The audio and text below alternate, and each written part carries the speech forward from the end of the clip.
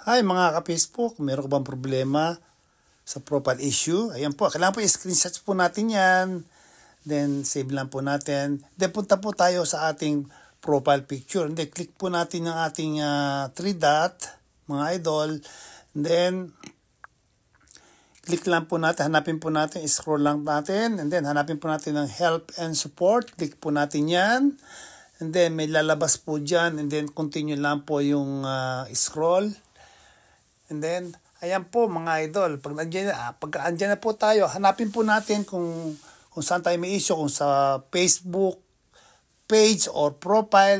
Tulad po sa akin, profile po ako, click ko yung profile. And then, andyan po, click po natin yung screenshots or kung meron ko ng record, click po nyo yung upload from phone. And then, ganyan lang po kadali. Ayan, pakikita po ninyo.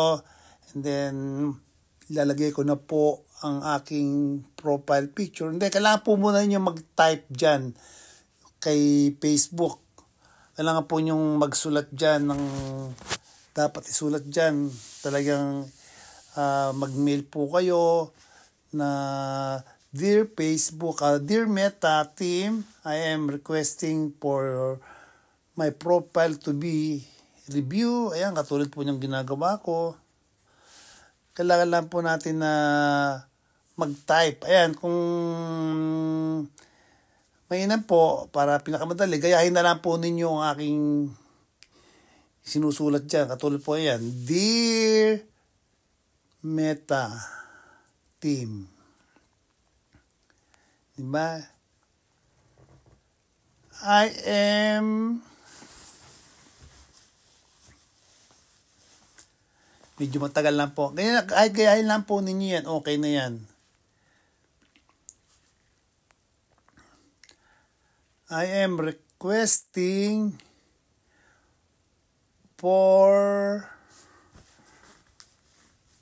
my profile to be review.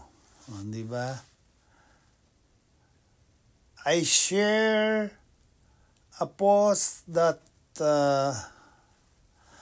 has some issue which affected the status profile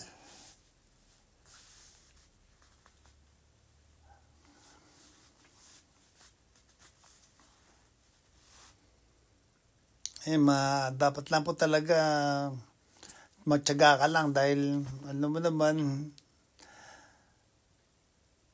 yan. Kahit gayahin na lang po ninyo yan kung ano yung aking isinulat. And then has some issue.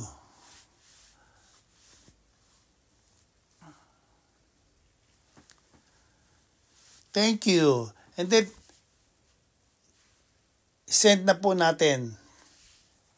Ganyan lang po. And then, done. And then, send. Makikita po yung sa taas may send yan. Ganyan lang po kadali mga idol. Sana po, after nyan, mag-intay na lang po tayo kung ano yung isasagot ni Facebook. And then, sana po maayos na. Dahil until now po sa akin, ganyan pa rin. Pero pagka hindi pa nakuha sa isang nag-send kayo, gawin po uli natin. Mag-send po uli tayo. Maraming salamat po. Ganyan lang po kadali. Mga idol, yan lang po yung paraan dyan para maayos ang ating some issue sa ating Facebook. Ayan, mga idol. Sana po kahit papaano nakatulong po ito. Then, maraming salamat po kung nagustuhan mo yung aking content. Baka pwedeng palambing naman dyan. Pa-subscribe and isang like naman dyan. And isang share naman mga idol.